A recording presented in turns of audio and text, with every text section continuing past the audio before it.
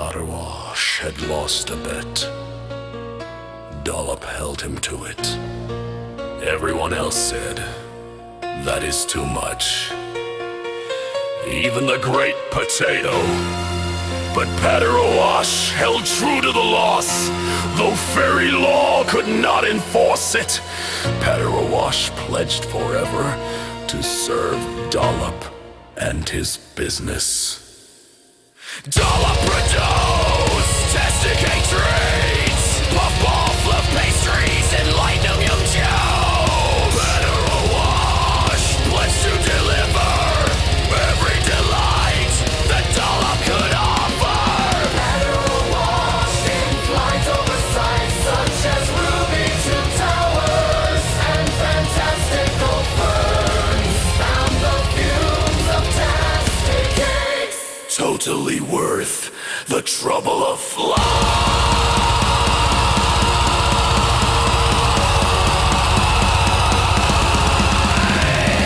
In these early days of service, Padawash was glad to have lost.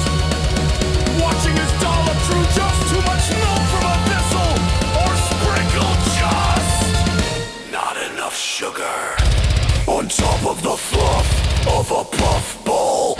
Padawash could drink off the extra, or add a few crystals where they were wanting, then carry the steaming sweet treats to all the wonderful fairies that he would meet at the end of each delivery. And along the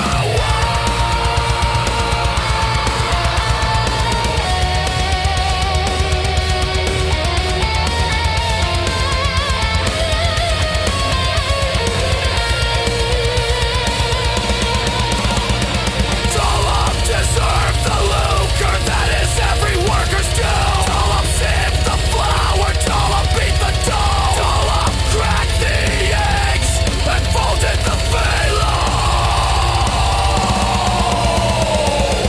Sometimes it was not enough. Sometimes overmuch. But Dollop still deserved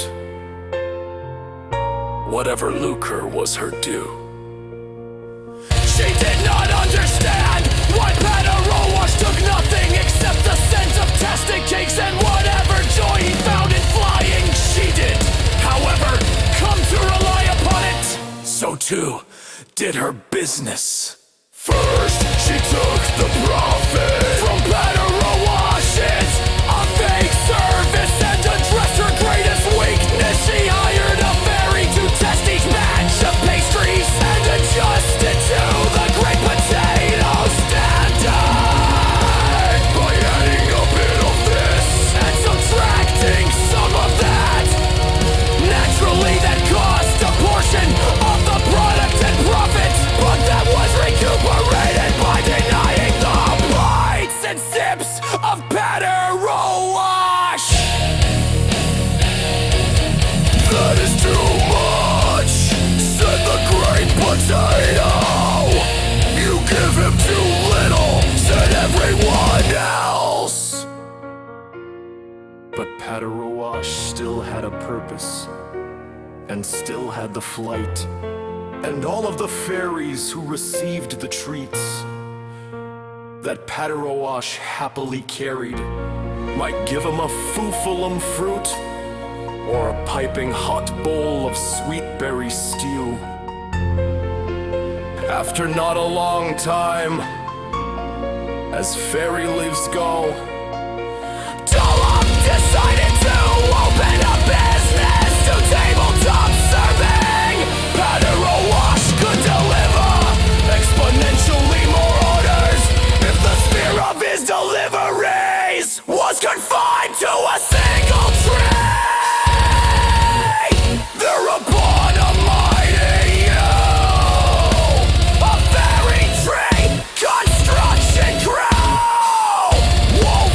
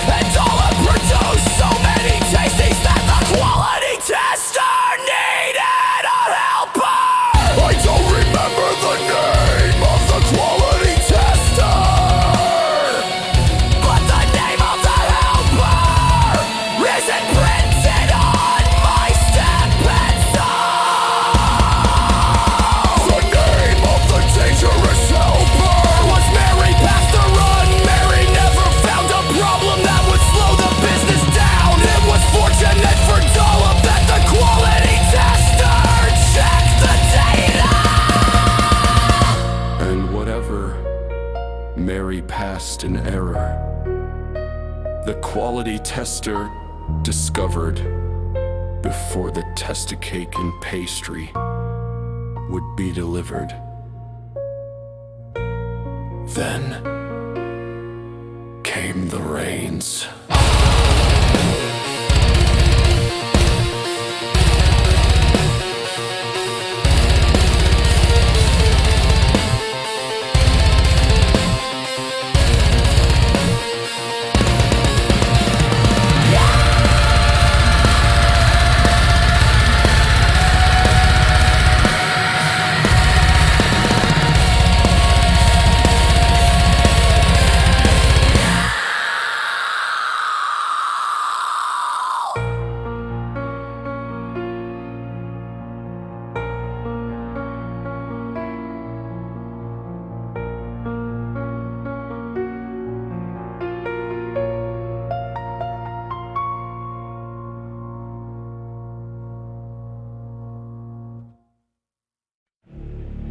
Then came the rains. 8. The you that had been beautiful and profitable was populated with wet and empty purchased stools and benches. So Dollop bought 1 trillion panes of window crystal and paid a fairy crew of wiggle nips to build a stained glass greenhouse around his soggy business in clear and colored crystals. The windows told the story of Oofalam and Dindle and the path they wove to and from their beloved sacrament. 9. Trade carried steady, season after season, as fairies came to marvel at their world's 7th rated wonder. However, the colorless sunrise, sunset crystals set upon horizon angles could not compensate for the filtered malnourishment of the light that the stained glass dome let in. 10. Quickly compared to fairy ages, the yew tree faded before it could rot and fall, and for the wingless wiggle nip's sake, the branches were planed, lacquered, and stained. The tables were coated with easy clean seal, and the chairs were upholstered with tum-belly down. The trunk was reinforced and hollowed, and they added ramps and stairs. Soon, as far as fairies measure, floors were leveled in tears, and only Patter-O-Wash was the problem. As he flew, he always bumped into a ceiling. So Dollop demanded that Patter-O-Wash bind his way.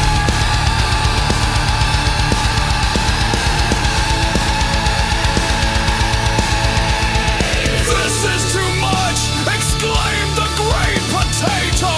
You leave him with nothing, shouted all of the Fae. But Patter-O-Wash knew nothing but service, and nothing but smiling fairies who loved him. He could not remember a vision beyond the stained glass that contained him. So Patter-O-Wash grew accustomed to walking until he found himself trotting, then running, then jumping. Soon he was skipping and dancing and leaping, and Dollop thought, with all of that energy, he should also be cleaning. So Patter-O-Wash was given in a bin and told that when he was not delivering, he must still be pitching in. So Patter-O-Wash, with his wings in a bun, delivered the food and cleaned up the dishes when the patrons were done. Everyone said, "This is too much. Fairy law will not allow it." If Patter-O-Wash accepts it, we can do nothing, said the great potato, Moho-Hadden. That is not enough for 10! Shouted all the Fae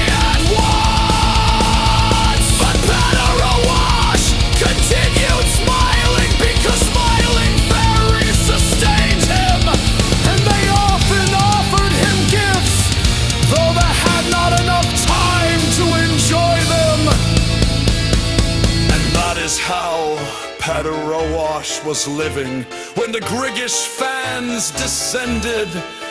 And that is why they did not reach him, and why the restaurant became the gathering place for Mohahadan and the resistance, the place of their surrender, and the forfeiture of the tattered wings.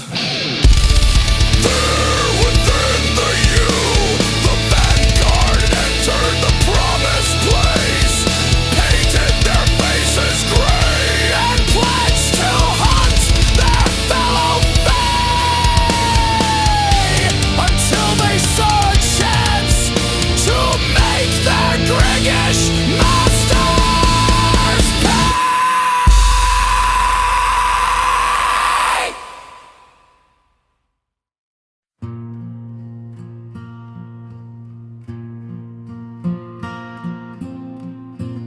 I have pain in my face, empty and gray, says lady in the promised place. I will live forever until I die to save the greater number. Ladia takes her shield, Ladia takes her spear. She leaves the promised place as a fairy of the vanguard. She joins her waiting squad. Harold, who is half a hair taller, steadier than any other living fairy soldier. Motor rumbling forth in line to the first fairy king. Patter awash, a well-listening, right time smiling friend. Pip, the youngest and littlest, shiftiest and cleverest. And Drip, who by his melancholy manner never rises high enough to be distracted from his plans and planning. And Popper, who pokes with a spear particularly better than any of his fellows. And Wham, who knows how to hit things, and particularly where.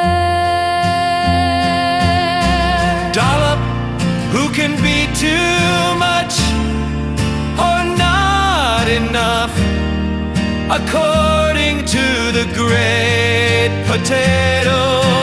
Lydia left the promised place, walked past all of these, and came to stand behind. Dofaloable no Ifi, who overcame a silly name through greater dedication to every fairy power that can be trained. This squadron of 10, gray painted yet angry, Swore with the rest of the gray painted fairies to obey the Griggs without mercy, to forego all joy and beauty, to survive, train and maintain the buzz until they have found enough Griggish weaknesses to retake the angel and remake their trillions.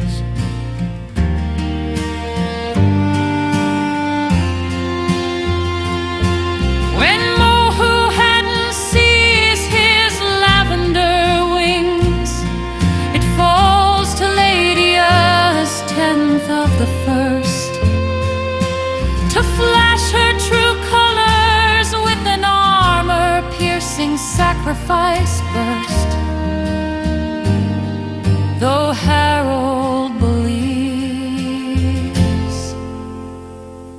should be here. Harold remembers how Lydia has led, how Lydia has get, and what Lydia has said. We will always fight together. It does not matter who wears the I'm in charge feather.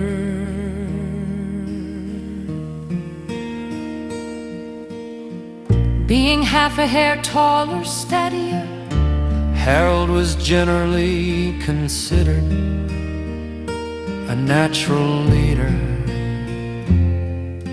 but Harold remembers how Lydia has led. Lydia flew first, scout of the squad, advance of the vanguard. Last of the first, Patter Awash listened to doubts, nodded and smiled, and said to his bud, best to be clear, if Lydia is our leader, make the upper-ups aware. But Lydia liked to be at the front, to see danger first and safeguard her kin. So Lydia thus led until in her indigo truth she ended.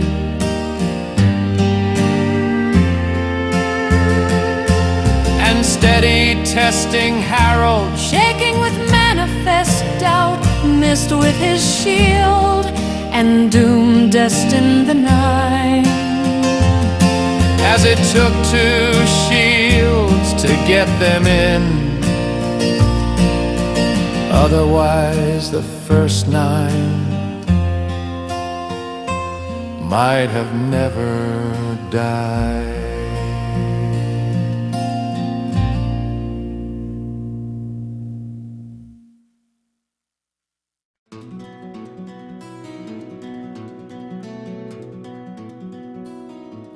Fly to the first night!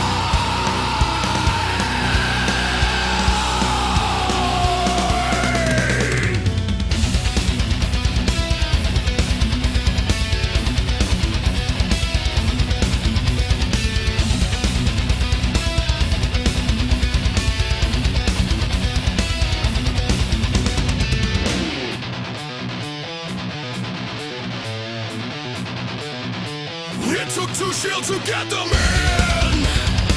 Otherwise the first nine might have never died.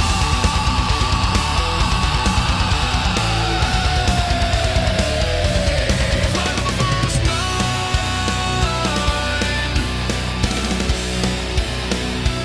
It took two shields to get them in. Otherwise the first nine might have never died. The planet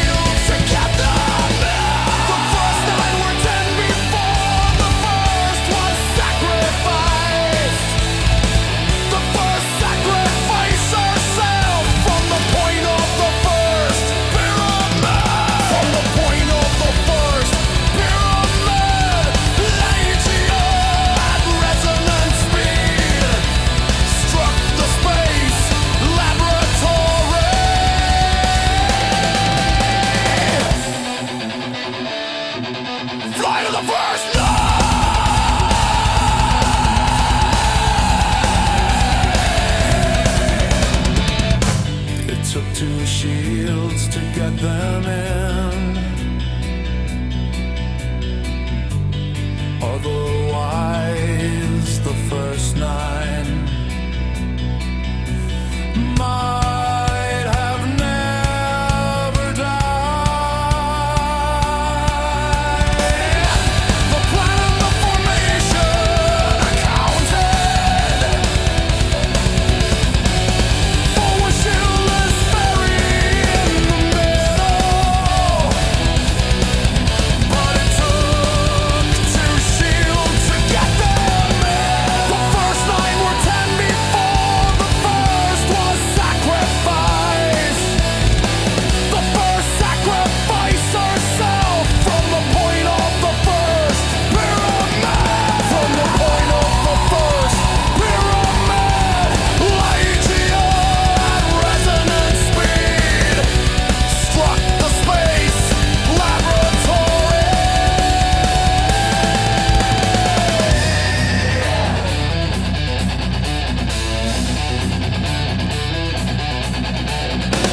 Leia struck the space laboratory, gripping all her pale knuckles to a single spear with a single point.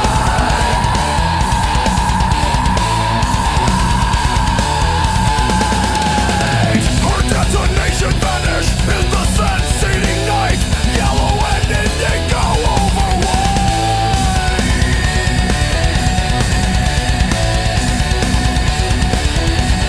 Flight of the first night.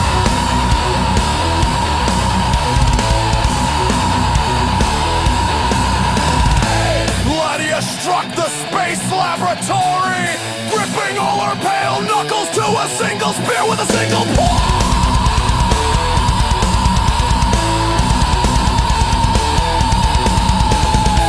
Her detonation vanished in the sense-eating night, yellow and indigo over white. Her spear punctured true, opening a two-finger hole for a shield's prying roots.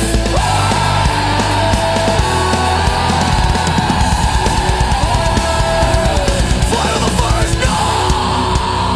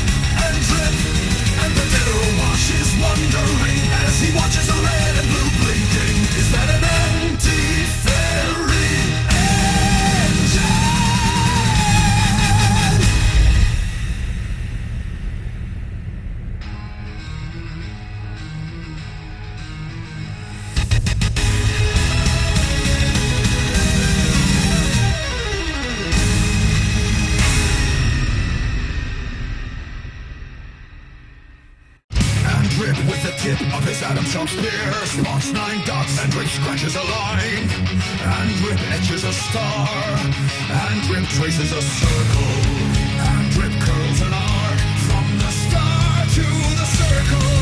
This is death, he says. The spear taps the line. This is frozen hypnosis. Harold as thoughtful thinkers, as they thoughtfully think through, or as he's seen by a thoughtful thinker. He once knew, he nods and wonders what Latia would do. And Juan says he can smash it, and Papa says she can poke it. Pip squeaks, I think I can get inside of it. Duffalo wobble, no we-fi, shakes his shaven head. Down a shield he knows they're already dead.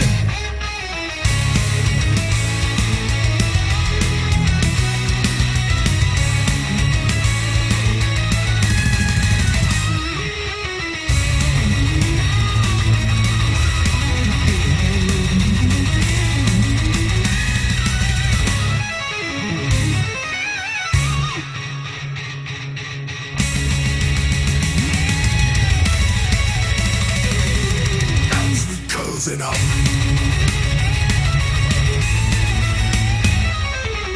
And Ham says he can smash it, and Papa says she can poke it.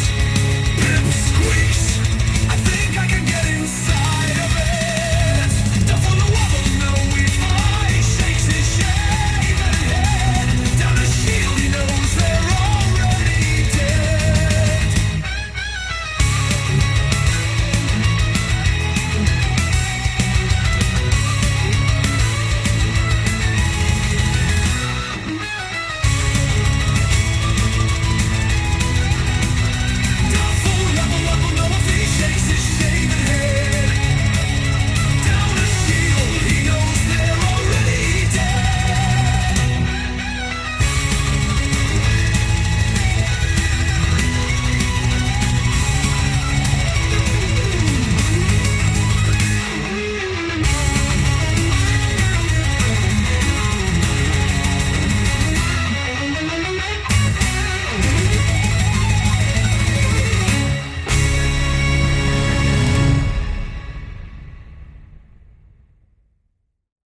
Harold held and Harold hummed. It was not enough, but let none doubt that Harold held as long as any fairy could. They went up as a cube, each positioned as they should. A fairy to each point, wings tilted in, and shields pointed out, their eyes shut tight against the hypnotic red-blue strobe. The engine found them quickly, and bleeps and blarts and clangs and beeps sounded out alarm. But no engine can turn and fire faster than a resonant fairy cube can bloom. Bada-rumbing, eyes wide open, froze in the flash, heard the voices ask the questions, but listened to the rhythm and the power of his resonant sibs, who buzzed the vanguard discipline through the freezing flash. Bada-rumbing, Bajaman gripped his spear, rubbed his crumpled crown emblem, and told the fairy cannon how to aim and where to sacrifice him. There are 2 fairies, said Bada-rumming as he was loosed upon the engine. But it took 2 shields to get them in. Let none doubt that Harold held as long as any fairy could. But it was not enough. The cube rose above the bristling surface amidst the battle above the bristling moon. The the unfrozen fairies rose to the woods and wails of sirens and the rickety click drumbeat of cybernetically interconnected cysts in their assistant suits with harpoon arms and electro ropes, hunting and scavenging.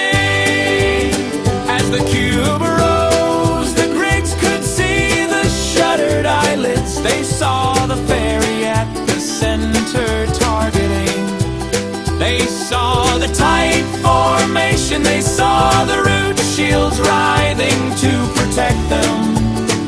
And as Duffolo Wobble Noe-Fi expected, they saw the single corner undefended. As soon as the cube rose above the surface, the first harpoon hit Harold directly in his solar plexus and pierced his battered vanguard armor. The electric rope carried a Griggish suit's full potential into the chest of the rising fairy. His gray painted face contorted.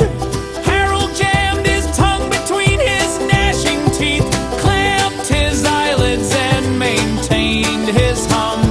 Harold held as long as any fairy could.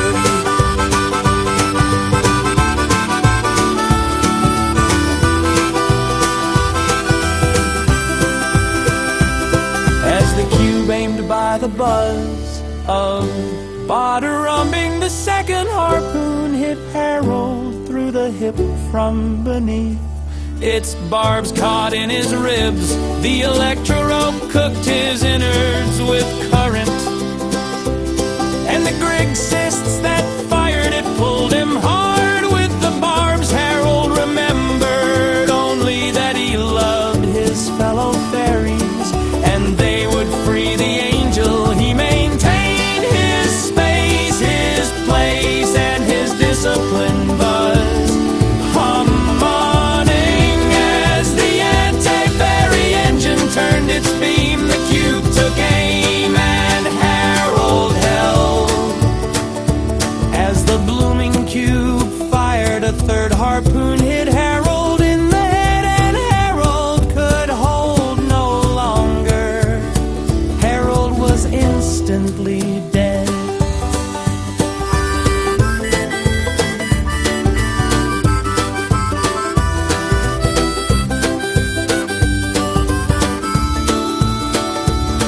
Prepared for his sacrifice, Bada-rumbing shot from the cube, propelled by resonant wings. As Harold fell with an angel war draw, Bada-rumbing passed far above the anti-fairy engine. The flaming beams took the 7 remaining, but let it be remembered that Harold held.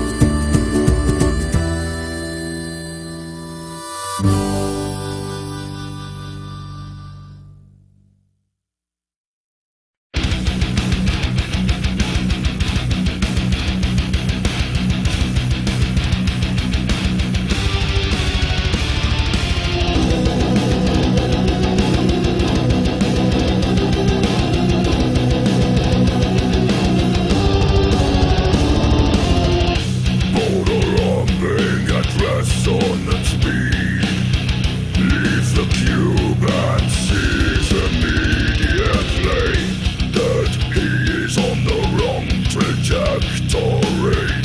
He contorts to turn, head behind wing.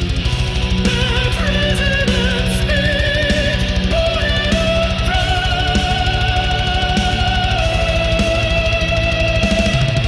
passes all the anti-fairy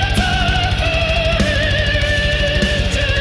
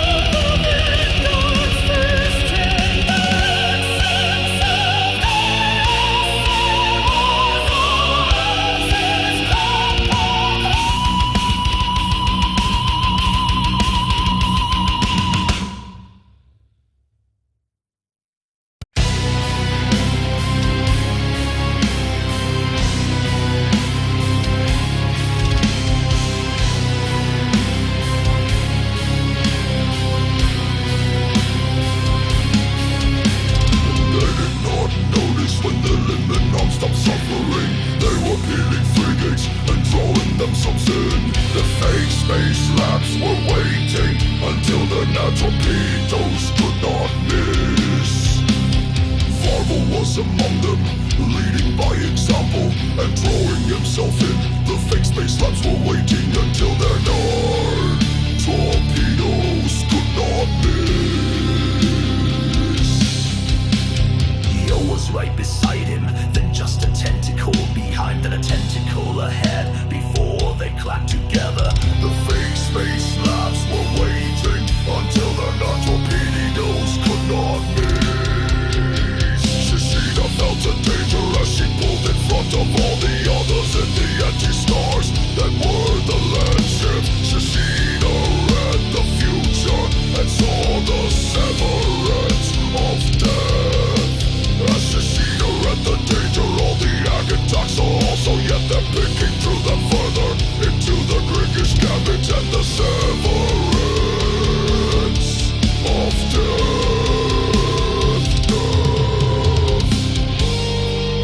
To the Oggentoggen horror, they could not stop each other, they could not stop themselves. They clacked and clustered closer toward the severance of death.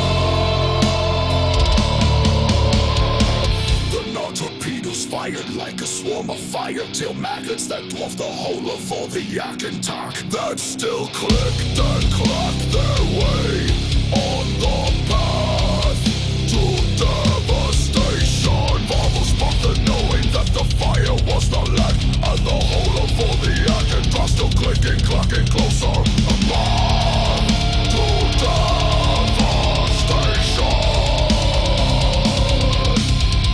Blind to the lead within the fuel, agreed to enter the burning back ends of the approaching fire maggots to stop them from within, stepping further on the path to devastation.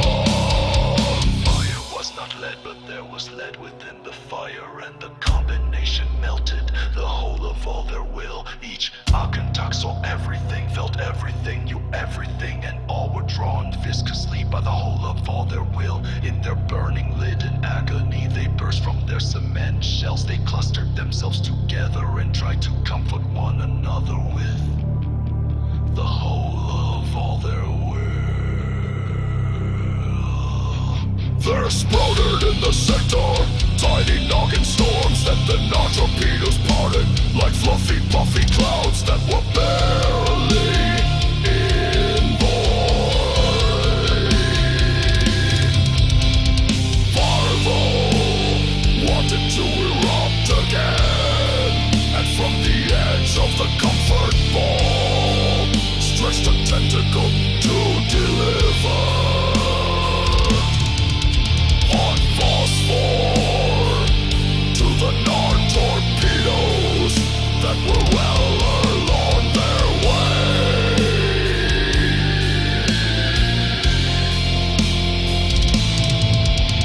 The phosphor would not fire, the eruption would not come, nor would his horn unsheath to skewer the dark torpedoes growing closer on the way to sacrament.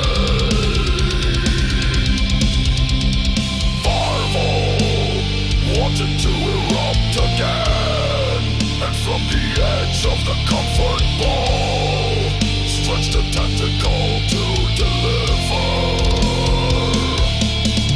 hot phosphor to the torpedoes that were well along their way.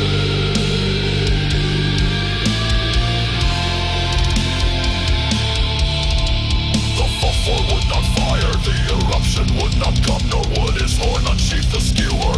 The dark torpedoes growing closer on the way to sacrament. The torpedoes detonated, enzyme-loaded shrapnel flew. A single nard upon the comfort ball would dissolve them all. Then came a spear of theirs. Their limb and armor erupted for them from the bristling moon.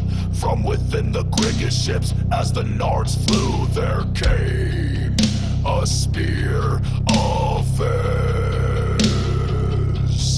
As the Narded shrapnel carried the severance of death, the Oggentoggen Opera blew a little breeze across the ships, a chill filled the cyst. There came a spear of haze that fractured and split the layers of lead of the dipped Grigis ship, so chill filled the cyst. For the loaded shrapnel came within the thought breath of the neck that slayed before it froze in the wind of the Oggentoggen horror. Of the Oggentoggen horror.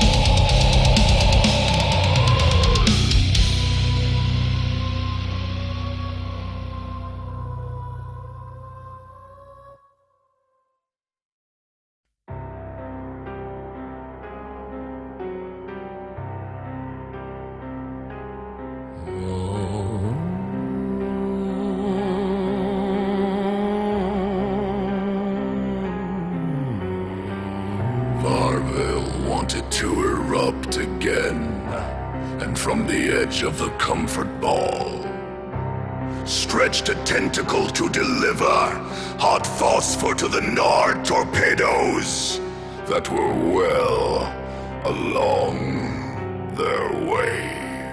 The phosphor would not fire, the eruption would not come, nor would his horn unsheathed to skewer the dark torpedoes growing closer on the way to Sacrame. The Nord torpedoes detonated, enzyme-loaded shrapnel flew. A single nared upon the comfort ball would dissolve them all. Then came a spear of earth. Their limbs unarmed erupted for them from the bristling moon. From within the Grigis ships as the Nards flew, there came a spear of earth.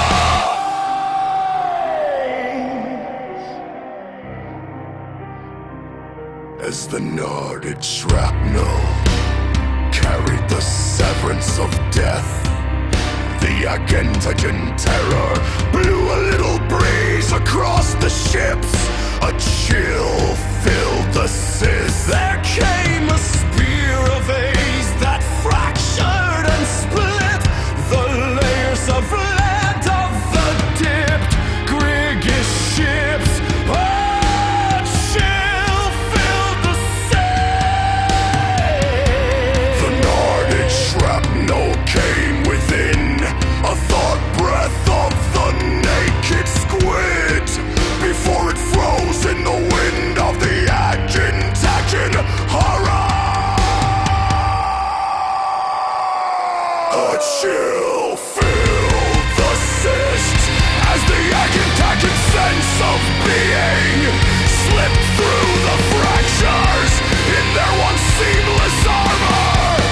They felt the Oggentoggen horror. They felt the Oggentoggen horror and knew they deserved it. They felt every agony they had inflicted. Suddenly unself-satisfied, their self-tickling fans quit. Their self-tickling fans quit. For an instant, Then they remembered their self-interest, blipped their fractured frigates, sped the moon to max, then the Nards hit. Then the Nards hit.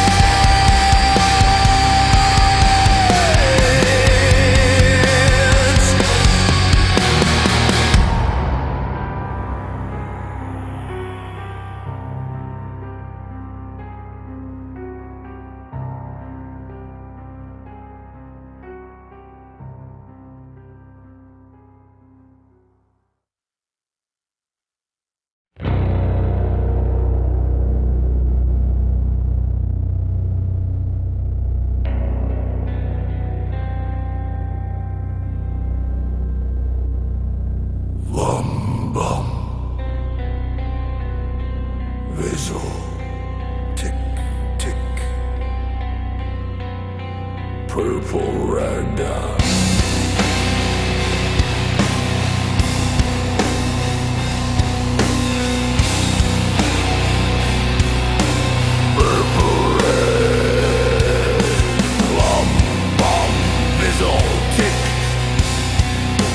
Infinite speed. Infinite speed. Yellow and yellow and yellow again and yellow again and blum blum fizzle tick blum tick tick. Bah! A diamond shatters. A diamond shatters. Swords as sharp as razor scatter from the flittering lattice. From the flittering lattice. The diamond razors zip through vacuum. Nipper cheek, Nicholas, and gone. Nip a cheek, nick a wrist, and gone. For magenta, thinks the great potato, as he feels his lavender blood leak. As he feels his lavender blood leak, the great potato spins his sideways eight, and watches his life drain out with it.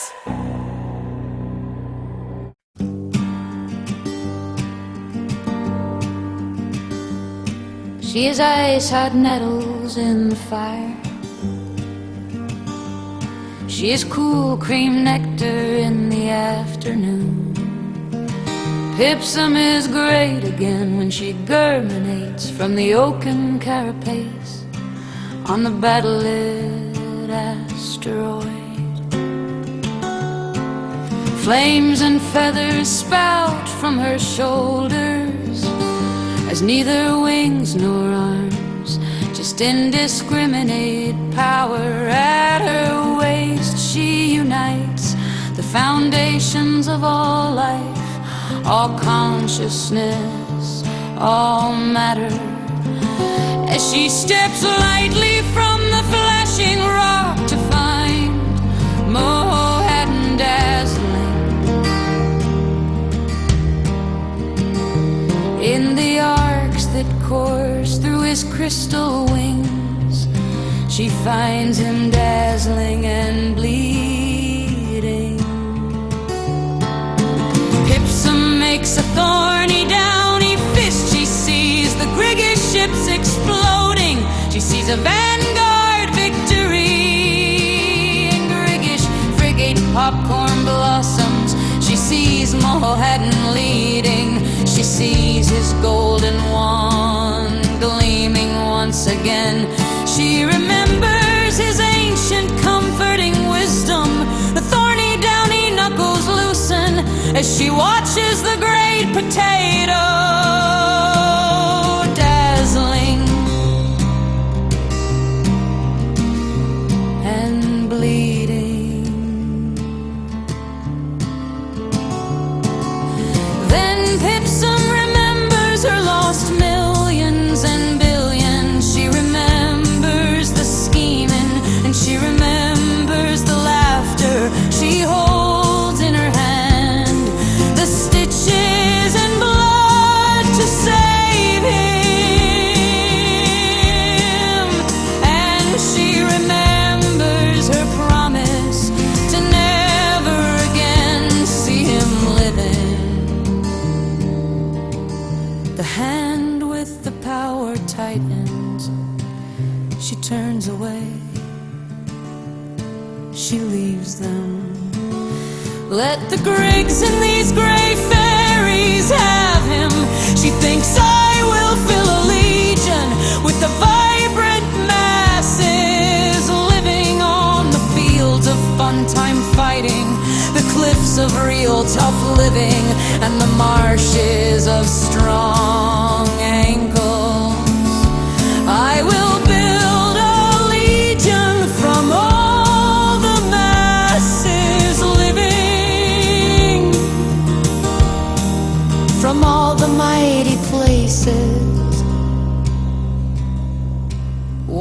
I reach Sacrame.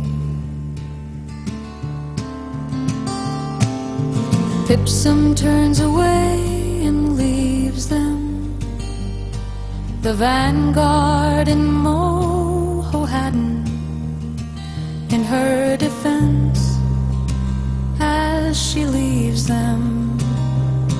The vanguard is winning.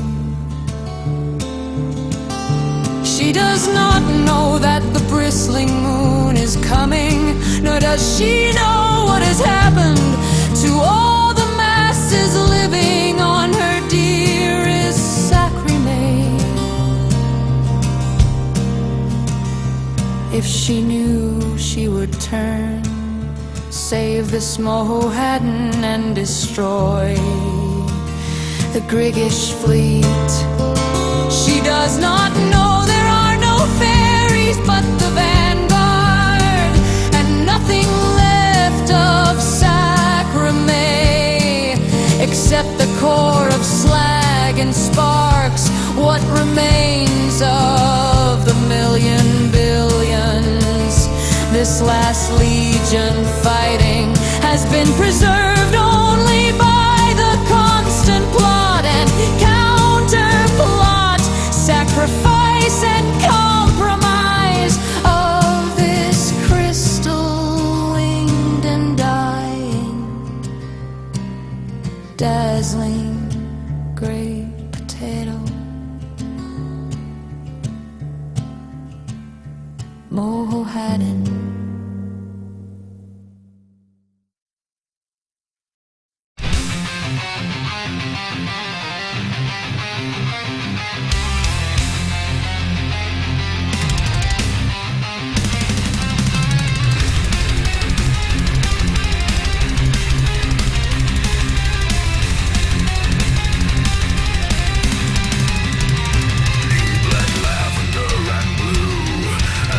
Ships drew in as he commanded them to.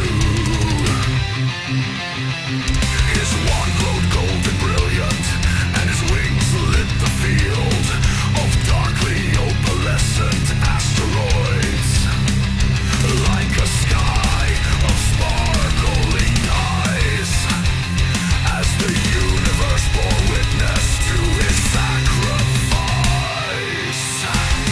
Unwaveringly, he wove the blinding infinity draw as he bled lavender from his Venus heart, from his soul. He bled blue. As a lightness began to take him, he squeezed his toes and set his jaw. While fairies scrapped the lightning frigates, skewering the cysts within, one by one the arcs went out. Only then the golden infinite sigil, and finally the opalescent twinkle.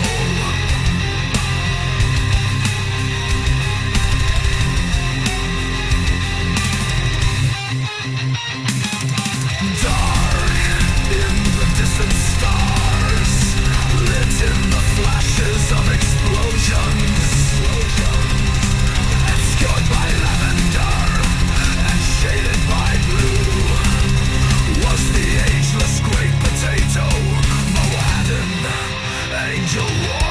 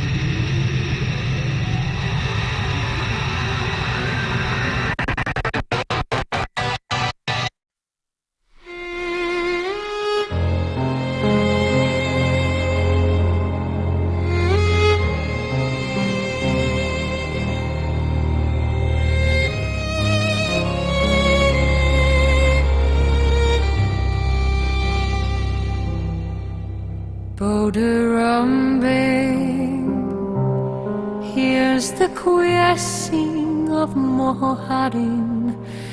He hears the mournful vanguard hum.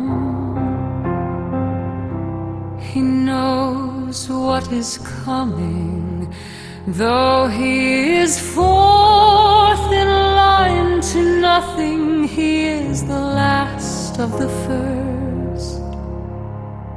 Therefore, he is the first of the remaining. He buries his agony and the memories of his friends. He must lead at resonant speed. He reaches the vanguard quickly. He slows until he reaches the blood of Mohaddin. His doubting self almost cracks the surface. He almost freezes. Instead, he chooses his self of service. There is no choice and no space for hesitation or weakness.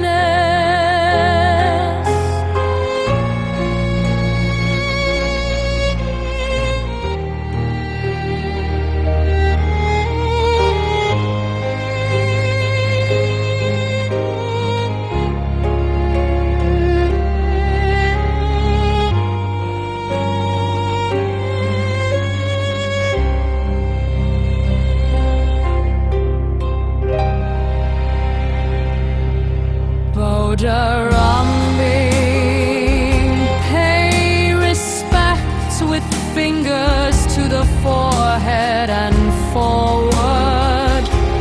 Disperses the blood with an ether wing flip and lets the angel war drifting body float to him.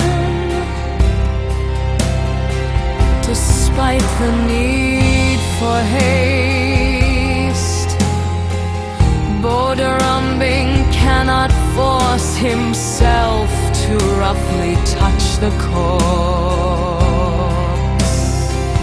Slowly he takes the nicked wrist.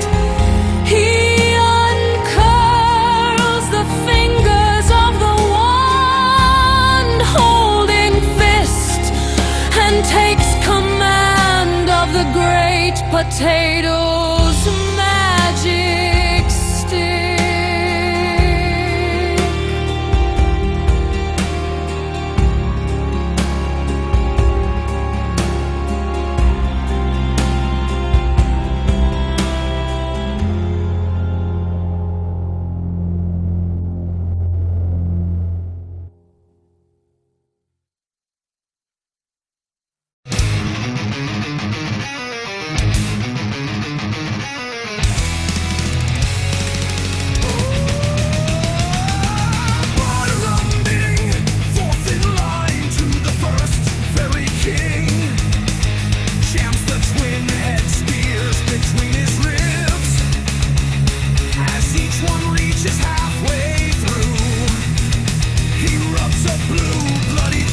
Across the emblem,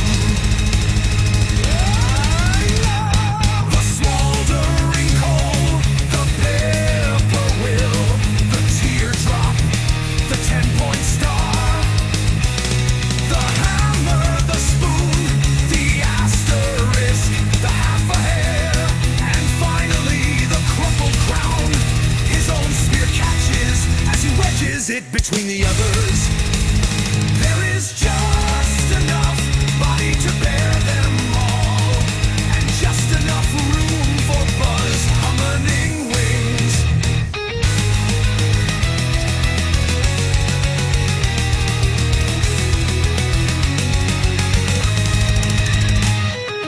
Boderumbing summons his strength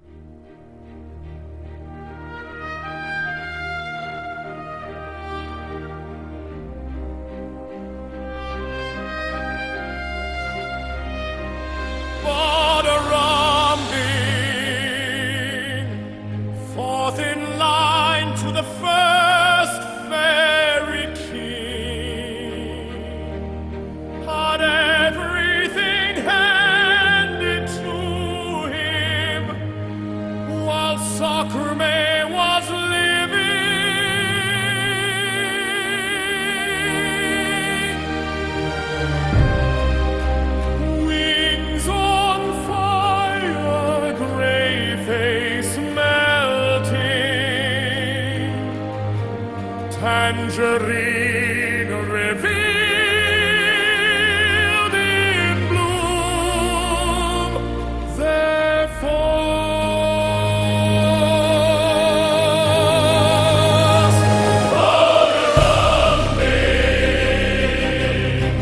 forth in line to the first fairy king, who had everything handed to him, while Sacrime was living.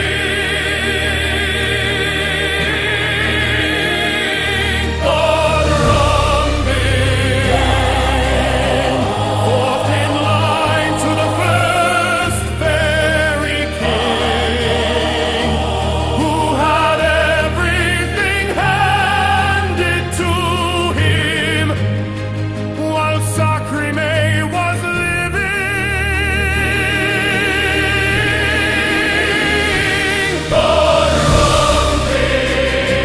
Who firingly falls, smokingly roars, and comes crashingly down on the anti-fairy engine. Ponderombing, who prickily, peeringly pierces the armor and assists inside with all the spears of the night.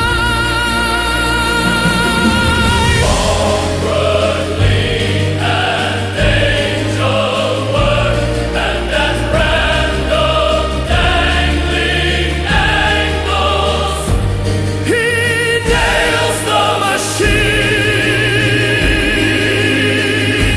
to the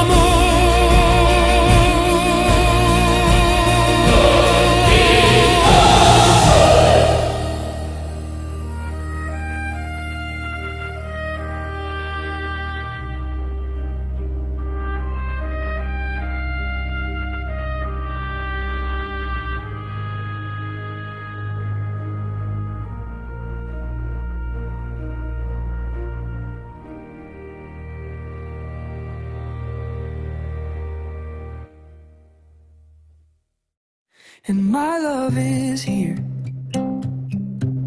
They told me that my love would find me. I would find my love. Love would unite me. We could be one. And my love is here. Here in this darkness. Here in the cold and the wet, where I'm drowning. My love is warmth, my love is breath. They told me that love would not leave me. I could trust my love. Love's a foundation we would build on. But my love was here. Here in the darkness, here in the cold and the wet, and I'm drowning. I've lost my warmth, I've lost my breath. They told me that my love is a heartbeat, half of a heartbeat. I would find purpose, my love would support. So how am I here? Here in the darkness, here in the cold and the wet place of drowning. Where is the warmth? Where is my breath? I told them that I would go prove it, that my love would prove it. Wherever I go, my love is present. Now that every reminder is absent, I have neither token, nor image, nor trees. And the thunderous echoes of our destined union are lost in the wilds and the distance. I still recall my cold and the wet and the darkness, my love is proven and my love is wasted. They told me that my love would find me, I would find my love, but love could not stop me from testing their truth. My love still finds me in memory, here in the darkness, here in the cold and the wet. When I'm drowning, my love is still warm, my love still gives breath.